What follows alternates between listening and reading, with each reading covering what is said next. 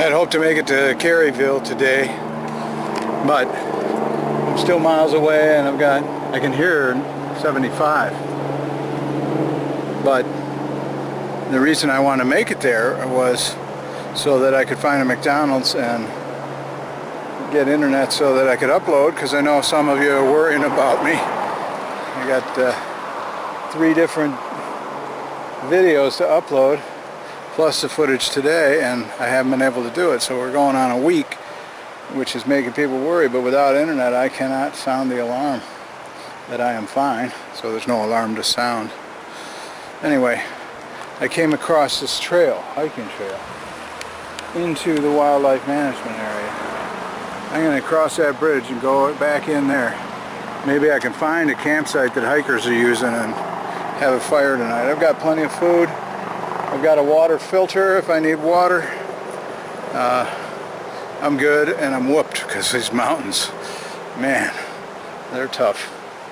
So that's my plan. Please don't worry about me or be excited or angry that I haven't been able to post. It's been because of technology, not because of me. I got a bunch of good stuff. So that's the story. Quite a lot of wrestling with the trailer, got it down and around that corner. And now we get to cross this awesome bridge.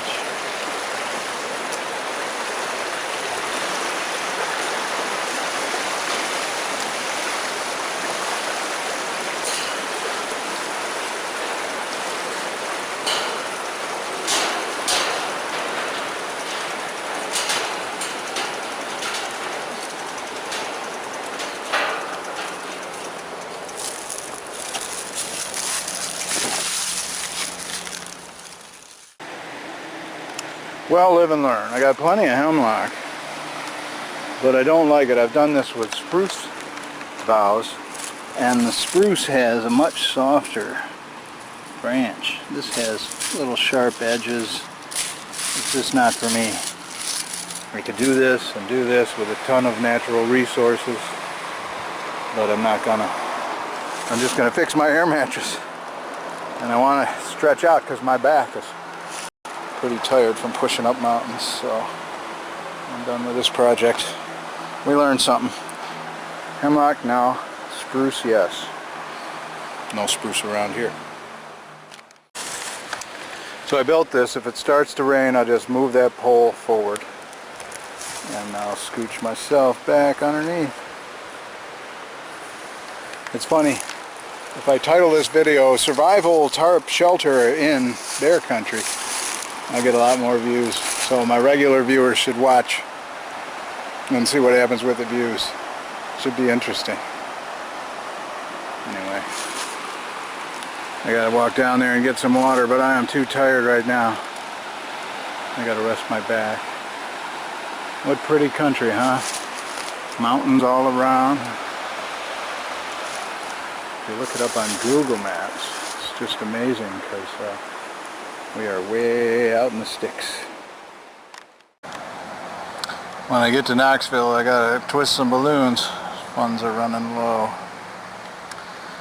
And if you'd like to support my channel, you like the work I do, I'll put a link below to my Patreon and to my tip jar and PayPal. And I'd appreciate it. That'd be cool.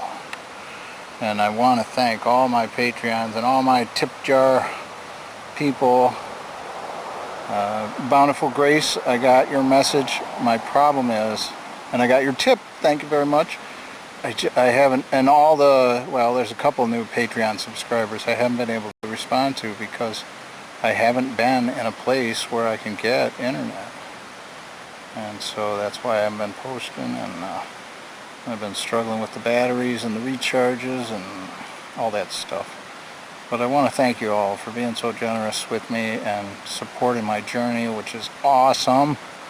And this is so much fun. Anyway, thanks. This is my Sawyer water filter.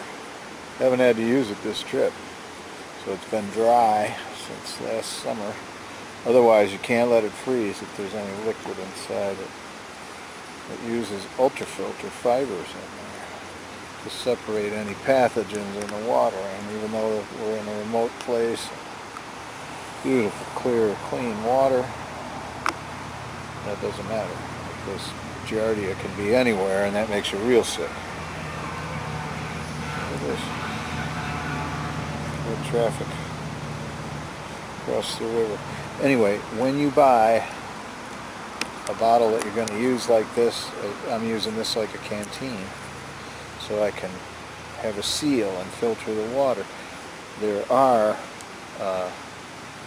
types of bottled water that have a really flimsy feel to them, and this thing won't mate up with it and give you a seal. And if you make that mistake and you get way out in the wilderness and you need the water filter to work, it won't work with that type of bottle. So you've got to buy the good kind. That's what I got. Anyway, so you turn it over and you squeeze the water out, and it's filtered at that point. Very handy.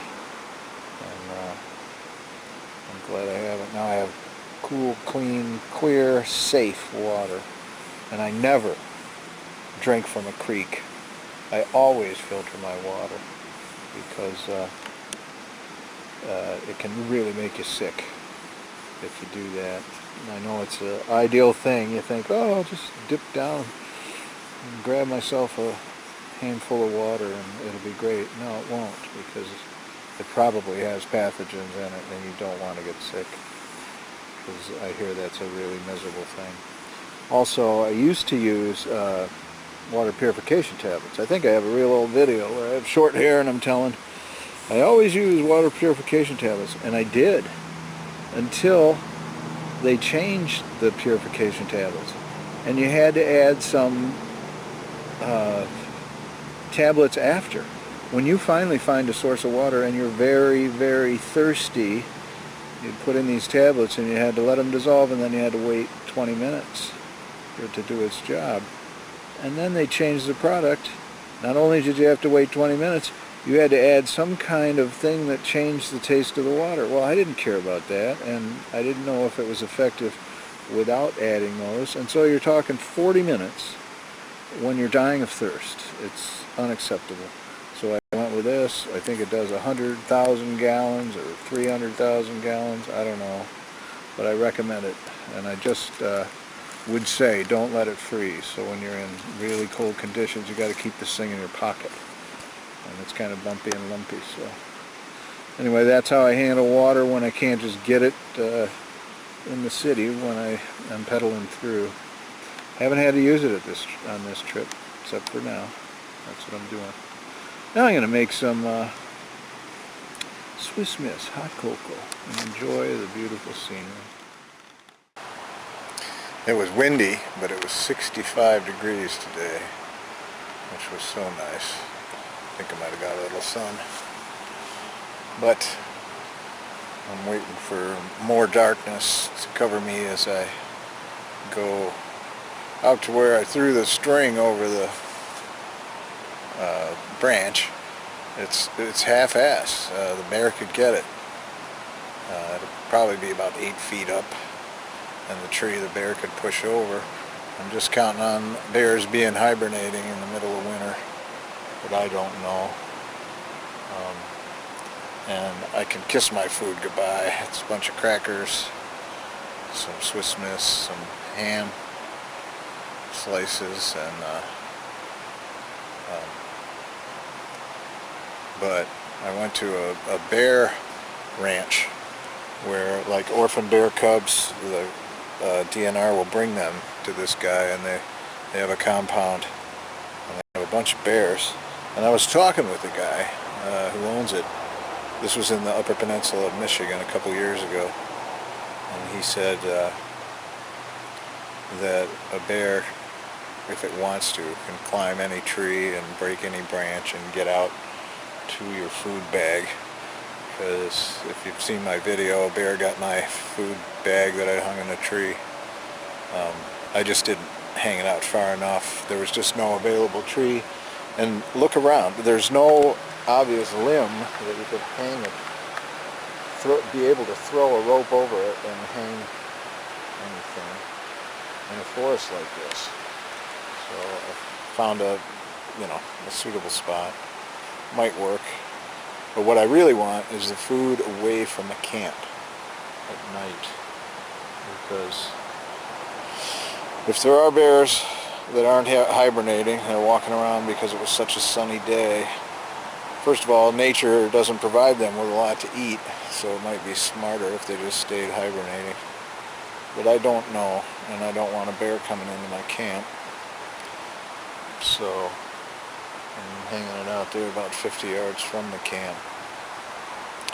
I'll get it done, but it unnerved me because I had my undies and my boots on. And here came the sheriff on that road driving by. Didn't see me, but it was full daylight, so I'm waiting for a little cover.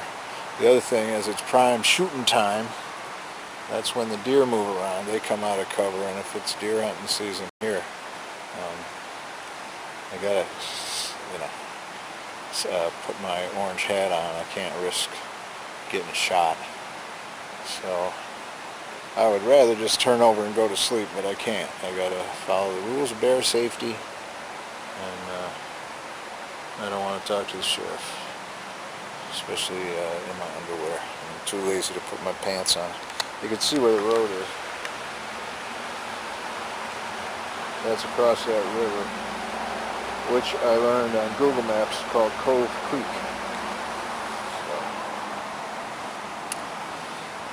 I hope it's not an interesting night, but it may be. One of the things I'm going to do is put my trail cam near there, so if a bear or a coon or something gets that, I'll be able to see it, get some footage. That'll be interesting. Well, we got daylight. I want to tell you a story about how I was on the Appalachian Trail. I think it was near Harper's Ferry. Yeah. And there was a shelter. They have them. And it's just a three-sided affair. It's got a roof and 3 walls and a level floor. And the deal on the Appalachian Trail is you share the shelter. And they also had a bear pole there, which was this metal pole, I don't know, 10 feet tall, and it had little hooks that you could hang your food from. And I was there, and it was not really dark. It was evening though, summertime I think. Up walked 2 hikers. One was about 8 years old, and her mom. So they were both women, ladies. And I was already had my sleeping bag laid out. I felt kind of awkward, and I said, "Come on, welcome."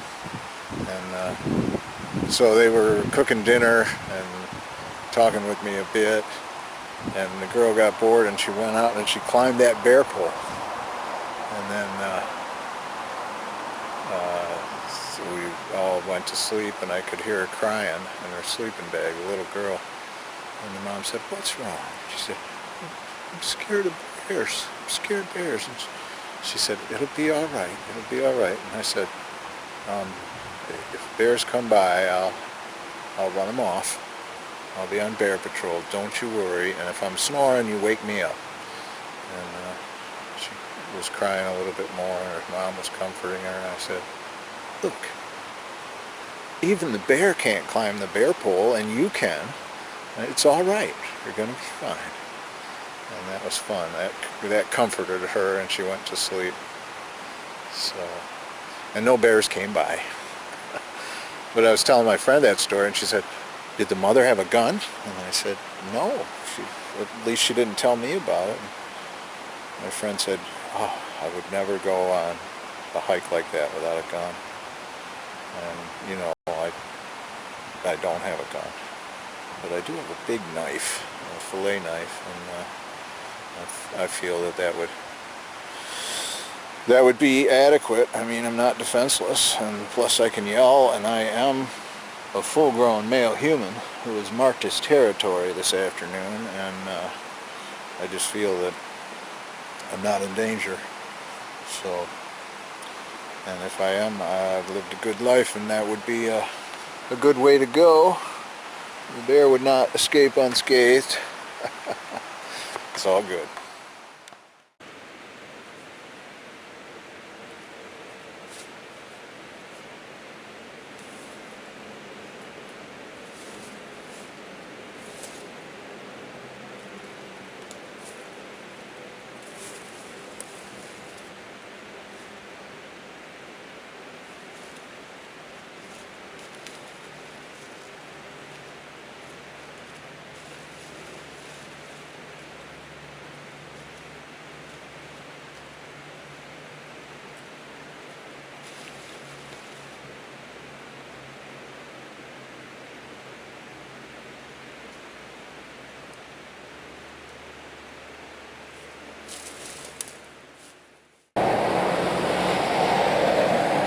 Rocky Top is uphill.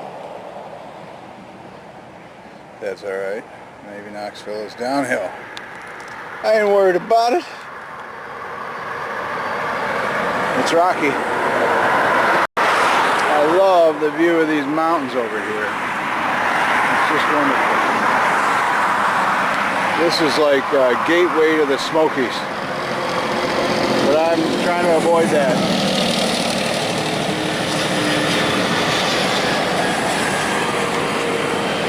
Gatlinburg, Tennessee is kind of like hillbilly Disneyland, and that's a different route. I'm sticking on 25 South alongside 75. Now most of the time I'm on back roads, as you've seen, but every once in a while the road goes underneath 75, and where there's an exit there's services. I got to get a charge. The batteries are all dying. I'll push on.